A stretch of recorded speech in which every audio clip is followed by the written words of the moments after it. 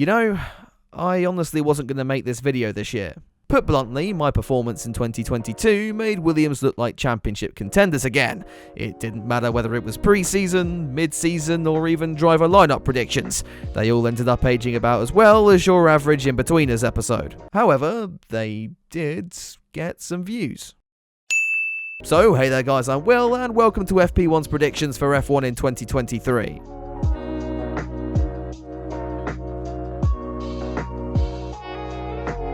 Before we do get started, I want to give a quick shout out to Wondershare DemoCreator. I mean, come on, did you really think you were going to get 3 unsponsored videos in a row? I receive many DMs on Twitter a day, and while most tell me I'm not very funny or I look like a fat version of Chris MD, I do get a fair few asking for advice as to how to get into YouTube. Now, while that question could have an entire thesis written on it, a very important aspect is choosing your video editor.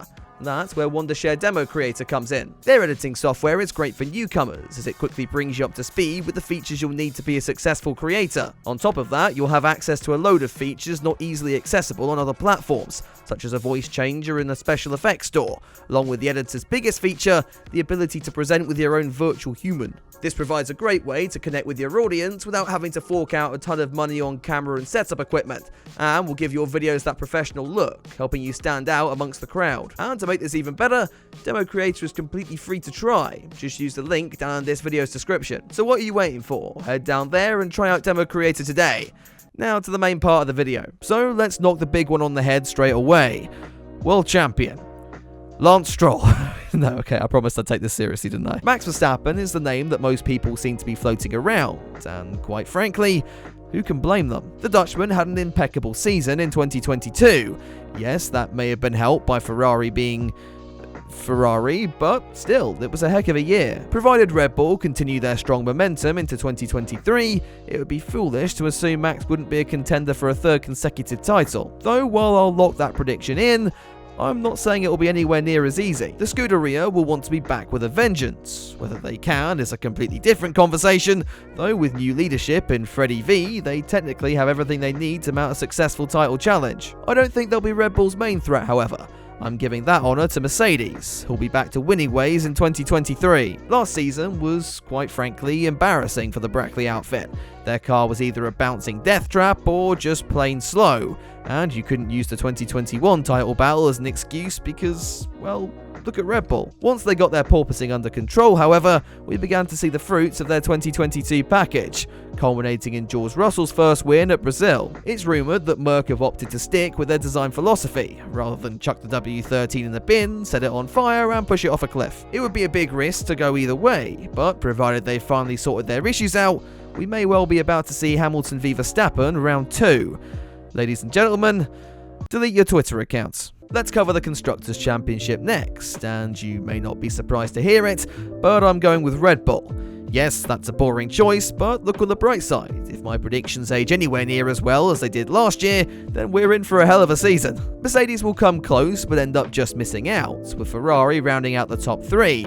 But when it comes to 4th in the standings, things get a little bit more complicated. Going off of last year, it would be safe to assume Alpine will continue to be the best of the rest ahead of McLaren. But it's not really that simple. The French team, for starters, have signed 2 drivers who like each other about as much as one likes having to go for a poo, then having to eat it. Not only that, Alpine's engines, especially last season, have this little tendency to think there's a rave on and turn into smoke machines. Meanwhile, McLaren, despite a slow start to 2022, really seemed to make a positive step in the second half of the season, and more crucially, have actually entered 2 drivers in this year's championship. No, that joke still hurts. I was going to be a bit ballsy here and throw Aston Martin into the mix, with Fernando Alonso dragging some incredible performances out of their B-Tech wheelie bin, but then I remembered they also have Lance Stroll. So I'm going to put McLaren in there for 4th in the standings. And let's keep talking about the Woking-based team, because we can't not mention Oscar Piastri. The Aussie is the hottest new rookie on the block in 2023, though I think we may just be expecting a little too much from him this year. I'm predicting Piastri to have a relatively quiet year, not doing anything wrong per se, but not making Lando stands drop their bottles of hand lotion either. And I can kind of see the same thing happening down at Williams, with Logan Sargent. While I think Logan is due way more attention than he's currently getting, I'm just not convinced that Williams' package will be quick enough to show his raw talent to the world. It's going to be a rebuilding year, with new team boss James Vowles trying to raise everyone's spirits after the loss of Latifi. Realistically, we won't see the fruits of that signing until 2024, so I see it being another season at the back of the grid for the guys in blue. This video's tone has been quite depressing, hasn't it? So let's keep it that way as I outline the drivers who I think will be entering their final season of Formula 1 in 2023. The obvious candidate here is karaoke king Yuki Tsunoda. He may have had a better year in 2022, but is still way down on what our expectations were after his junior career. Provided no one else at Red Bull is cancelled in the next 12 months, expect to see someone like Ayumu Iwasa step up and take that AlphaTauri seat for 2024. I'm also going to put Guan Yu Zhou on the chopping block. I have a feeling the Chinese driver will be this year's Hulkenberg, as in someone who probably still deserves a seat, just won't get one. Though he may have had a subpar season in F2 last year, Sauber Junior driver Théo Pourchaire has been nurtured for that seat for a while. And even if they don't end up promoting him, Audi may well use their influence to bring Mick Schumacher into the fold, which I won't lie, I kinda like to see. Schumacher to Alpha I think will be one of the biggest signings in what I expect to be a fairly quiet silly season in 2023, with a lot of the big seats booked up, and Fernando Alonso content with his current salary. That means I don't see Daniel Ricciardo returning to the F1 grid in 2024, or in the seasons after that for that matter. I've spewed out my opinions on him in the past, and while I think he has a lot left to give the sport, not signing with Haas when he had the chance was a mistake in my honest opinion.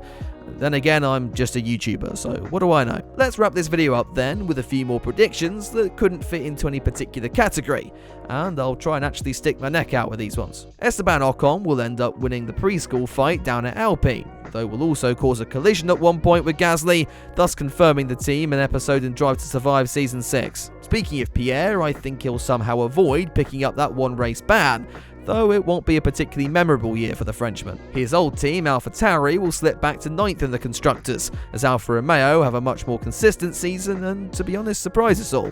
And you know what? Let's just top that off with a Bottas podium at some point, what the hell. Regarding the future of F1, I think the Andretti bid will eventually pass, and the team will begin preparations for an entry into the sport from 2026, announcing Colton Herta as their first driver in the process. And finally, Lewis Hamilton will have a much stronger season, but still be beaten by George Russell once again, thus leading to a potential retirement talk come the end of the year.